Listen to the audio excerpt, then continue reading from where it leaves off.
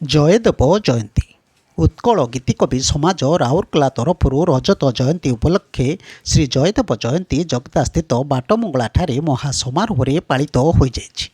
ସମାଜର ସଭାପତି ଶିକ୍ଷାବିତ୍ ତାରିଣୀ ଚରଣ ସାହୁଙ୍କ ଅଧ୍ୟକ୍ଷତା ଓ ସାଧାରଣ ସମ୍ପାଦକ ଭୋଳେଶ୍ୱର ବେହେରାଙ୍କ ଆବାହକତ୍ୱରେ ଆୟୋଜିତ ଏହି କାର୍ଯ୍ୟକ୍ରମରେ ରିମ୍ସର ଅଧ୍ୟକ୍ଷା ନଳିନୀ ପ୍ରଭା ପଟ୍ଟନାୟକ ମୁଖ୍ୟ ଅତିଥି ଭାବେ ଯୋଗ ଦେଇଥିଲା ବେଳେ ସମ୍ମାନିତ ଅତିଥି ଭାବେ ଇଞ୍ଜିନିୟର କୁମାର ବେହେରା, ଡକ୍ଟର ତରୁଣାଦିତ୍ୟ ମିଶ୍ର, ରାମକୃଷ୍ଣ ତ୍ରିପାଠୀ ଯୋଗ ଦେଇଥିଲେ। ଓଡ଼ିଆ ବିଭାଗର ପ୍ରାଧ୍ୟାପକ ଡକ୍ଟର ଅଶ୍ୱିନୀ କୁମାର ରାୟ ମୁଖ୍ୟ ବକ୍ତା ଭାବେ ଯୋଗ ଦେଇ ସେମାନଙ୍କ ବକ୍ତବ୍ୟରେ ଗୀତି କବିତା କିପରି ମାନବ ସମାଜକୁ ରସାଳିତ କରି ଜୀବନକୁ ସୌନ୍ଦର୍ଯ୍ୟମୟ କରିଥାଏ ତଥା ଶ୍ରୀ ଜୟଦେବଙ୍କ ଗୀତ ଗୋବିନ୍ଦ କିପରି ଜଗତର ନାଥ ଜଗନ୍ନାଥଙ୍କ ପ୍ରିୟ ସେ ସମ୍ପର୍କରେ ଆଲୋଚନା କରିଥିଲେ। ଏହା ସହ ଉପସ୍ଥିତ ସାହିତ୍ୟିକ କବିମାନଙ୍କୁ ଅଧିକରୁ ଅଧିକ ଛନ୍ଦବୋଧ କବିତା ଲେଖିବା ପାଇଁ ପ୍ରୋତ୍ସାହିତ କରିଥିଲେ।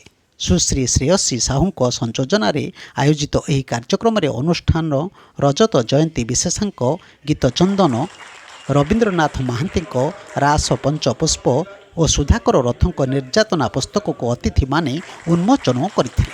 ଏହି ଅବସରରେ ଚଳିତ ବର୍ଷ ଅଧ୍ୟାପକ କମଳାକାନ୍ତ ଦାସଙ୍କୁ ଶ୍ରୀ ଜୟଦେବ ସମ୍ମାନ 2024 ଓ କବି ବନଲତା ମିଶ୍ରଙ୍କୁ ଗୀତ କବି ସମ୍ମାନ 2024ରେ ସମ୍ମାନିତ କରାଯାଇଥିଲା। ସେହିପରି ରଜତ ଜୟନ୍ତୀ ବିଶେଷ ସମ୍ମାନରେ ସର୍ବଶ୍ରୀ ରବୀନ୍ଦ୍ରନାଥ ମହାନ୍ତି, ଅଜୟ କୁମାର ପାଣି, ସଚିନ୍ଦ୍ର କୁମାର ସ୍ୱାଇଁ, ମଧୁସୂଦନ ମୋହିନୀ, ଡାକ୍ତର ତରୁଣାଦିତ୍ୟ ମିଶ୍ର, ଅଶୋକ କୁମାର ନାୟକ, ଶରତ ଚନ୍ଦ୍ର ପରିଛା, ହରପ୍ରିୟା ସାମଲ, ବିଭୁପ୍ରସାଦ ନାୟକ, ରଜତ କୁମାର ସାହୁ, ସଞ୍ଜୀବ କୁମାର ପ୍ରଧାନ, ଋଷି କୁମାର ଗୁପ୍ତା, ନିହାରିକା ବସ୍ତିଆ, ଇଞ୍ଜିନିୟର ଆଲୋକ ମଲ୍ଲିକ, ଶ୍ରେୟସୀ ସାହୁଙ୍କୁ ସମ୍ମାନିତ କରାଯାଇଥିଲା।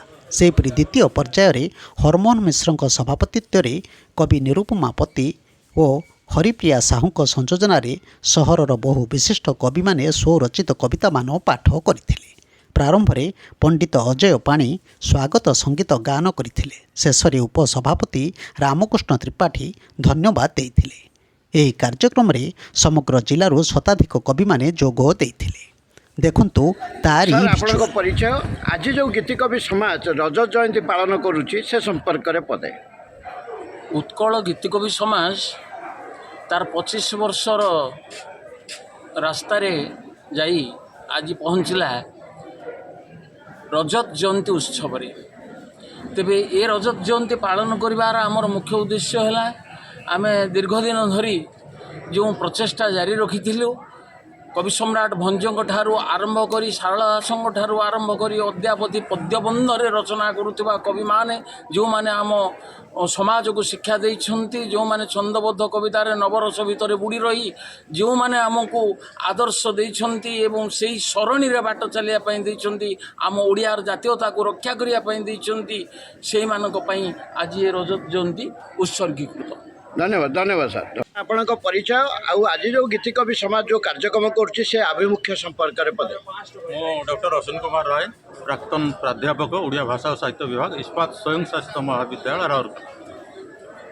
ଆଜି ରାଉରକେଲା ଶାଖା ଗୀତି କବି ଯେଉଁ ସମାଜର ତାର ମାନେ କେତେ ବାର୍ଷିକ ଉତ୍ସବ ହେଇଥିଲା, ଏଇଟା 25ତମ ବାର୍ଷିକ ଉତ୍ସବ ଉପଲକ୍ଷେ ଯେଉଁ ଆୟୋଜନ କରିଥିଲା। ଗୀତି କବିତା ହେଉଛି ଆଧୁନିକ ଯନ୍ତ୍ରଣାକ୍ଳିଷ୍ଟ ଜୀବନରୁ ମୁକ୍ତି ପାଇବା ପାଇଁ ଏକ ସହଜ, ସରଳ, ସୂକ୍ଷ୍ମ ଓ ପୁରାତନ ମାଧ୍ୟମ। ଆମର ପୂର୍ବସୂରୀମାନେ ପୁରାତନ ଗାଥା, ଗୀତି କବିତାର ଧର୍ମ ଯାହା ସବୁ ପାଳନ କରିବାର କଥା ପୁରାଣ ଠାରୁ ଆରମ୍ଭ କରି ସବୁଥିରେ ସେ ରଖିଥିଲେ। ଆଜିର ଆଧୁନିକ ପିଢ଼ି ତାକୁ ଭୁଲି ଯାଇଛି, ବିସ୍ମରି ଯାଇଛି ତାର ଅତୀତକୁ। ସେଥିପାଇଁ ସେ ପଥଭ୍ରଷ୍ଟ ହେଉଛି, ଛନ୍ଦହରା ହେଉଛି, ଦିଗହରା ହେଉଛି ଏବଂ ଦିଶାହରା ହେଉଛି ତାର ସାହିତ୍ୟ, ଜୀବନ ଓ ଜଗତ। ତେଣୁ ଗୀତି କବିତା ତାକୁ ସମ୍ମିଳିତ ଭାବରେ ଉଦ୍ୟମ କରି ପ୍ରୟାସ କରୁଛି ଗୋଟେ ସୁନ୍ଦର, ସୁସ୍ଥ, ଶୁଭ ଜୀବନ ପୁଣି ଫେରାଇ ଆଣିବା ପାଇଁ ମାନବ ଚରିତ୍ର। ଧନ୍ୟବାଦ ଧନ୍ୟବାଦ ସାର୍। ସାର୍ ଆପଣଙ୍କ ପରିଚୟ, ଆଜି ଯେଉଁ ଏ କାର୍ଯ୍ୟକ୍ରମ ହେଲା ସେ ସମ୍ପର୍କରେ ପଦେ। ମୁଁ ତାରିଣୀ ଚରଣ ସାହୁ, ଉତ୍କଳ ଗୀତିକବି ସମାଜର ସଭାପତି। ସମ୍ପ୍ରତି ଆଜି ଜୟଦେବ ଜୟନ୍ତୀ ଏବଂ ରଜତ ଜୟନ୍ତୀ ସମାରୋହ ଆମର ପାଳିତ ହେଲା ଏବଂ ଏ ସମ୍ପର୍କରେ ଅଧିକ ସୂଚନା ଦେବାକୁ ଯାଇ ମୁଁ କହିବି ଯେ ଛନ୍ଦ କବିତାର ଏକ ଧାରା ଏ ଅନୁଷ୍ଠାନର କାର୍ଯ୍ୟକ୍ରମରେ ସ୍ଥାନିତ ହେଲା।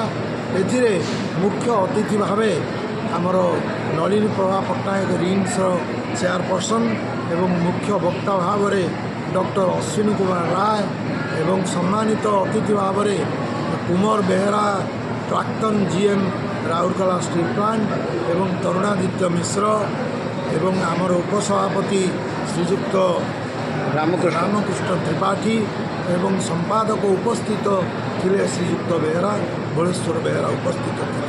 ବ୍ୟୁରୋ ଧନ୍ୟବାଦ ନ୍ୟୁଜ୍ ସାର୍। ଓଡ଼ିଶା କଥା ୟୁଟ୍ୟୁବ୍ ଚ୍ୟାନେଲଟିକୁ ଆପଣମାନେ ଦେଖୁଛନ୍ତି, ମତାମତ ଦିଅନ୍ତୁ, ଲାଇକ୍ କରନ୍ତୁ, ସବସ୍କ୍ରାଇବ୍ କରନ୍ତୁ ଓ ସେୟାର ମଧ୍ୟ କରନ୍ତୁ।